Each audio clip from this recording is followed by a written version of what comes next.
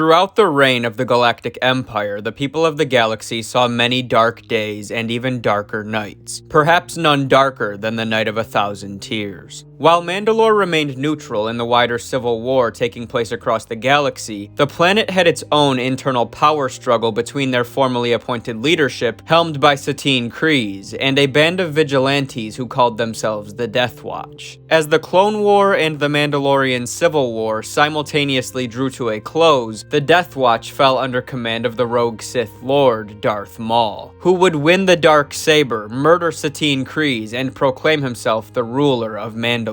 But Bo-Katan, Satine's sister, inspired a mutiny against Mandalore's new ruler, and thanks to the aid of Ahsoka Tano and half of the 501st Legion of clone troopers provided by General Anakin Skywalker and led by Captain Rex, Maul would be captured, allowing Mandalore to breathe a sigh of relief. But just as things finally began to look up for the Mandalorians, a much darker shadow was cast across the galaxy. On Coruscant, Supreme Chancellor Palpatine revealed himself to be the elusive Darth Sidious. He turned the clone army against the Jedi, and finally anointed his newest and most prized apprentice yet, Darth Vader. The rise of the Empire meant continued suffering for the Mandalorian people, as Mandalore, along with the planet's moon Concordia, were the only known places in the galaxy where Beskar could be mined. With such a high-value resource that could be so monumentally beneficial for the Imperial Army, the Empire took Mandalore by force, transforming the planet into a valuable training ground for its military and constraining its people to join their ranks. Among those people was Sabine Wren, a Mandalorian artist and explosives expert, who constructed the Arc Pulse Generator, a weapon that would later be used to torture disobedient Mandalorians. Devastated by the Empire's use of her creation, Sabine would join the Rebel Alliance. During this time, Sabine would happen across the Darksaber. She would lose it and then win it back, defeating Gar Saxon, the Mandalorian commando and leader of Clan Saxon, the clan that obediently served and enforced the wishes of the Empire on Mandalore. Following her victory, Sabine would gift the Darksaber to Bo-Katan, believing that Bo was a more noble and worthy leader than she could ever be. While Bo-Katan's return to power on Mandalore sparked a rejuvenated resistance against the Empire, some Mandalorians feared that because Bo was gifted the Darksaber as opposed to winning it in combat, the people of Mandalore would be doomed to suffer. And soon thereafter, this fear was realized as the Galactic Empire decimated the entire surface of Mandalore on the Night of 1,000 Tears. In this event, also referred to as the Great Purge, TIE bombers and Imperial gunships laid waste to the planet, while security and probe droids executed follow-up work where any survivors would be slaughtered.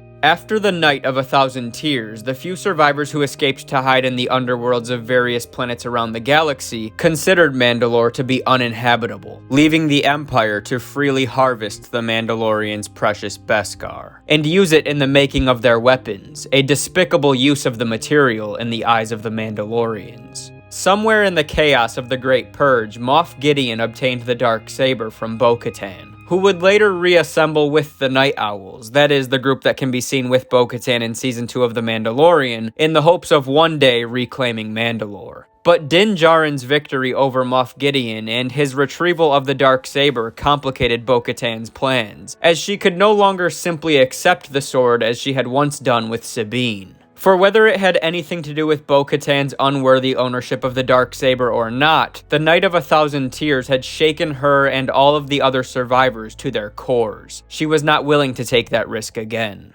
So what are your guys' thoughts on the Night of 1,000 Tears? I was very surprised to see the depiction of these events in the Book of Boba Fett, but ever since we did get that little tease of insight, I have been really interested in learning more about it. Considering the fact that almost all of Mandalore and its people were destroyed on that night, it isn't surprising that so little is actually known about the specifics of the events that took place there, but these flashbacks from The Mandalorian and the Book of Boba Fett have been pretty crazy if you ask me. But that is going to wrap things up for me, so let me know what you guys thought about this video in the comments section below. If you enjoyed today's content, please remember to drop a thumbs up to support the channel, subscribe to the channel if you are new, and of course, may the Force be with you always.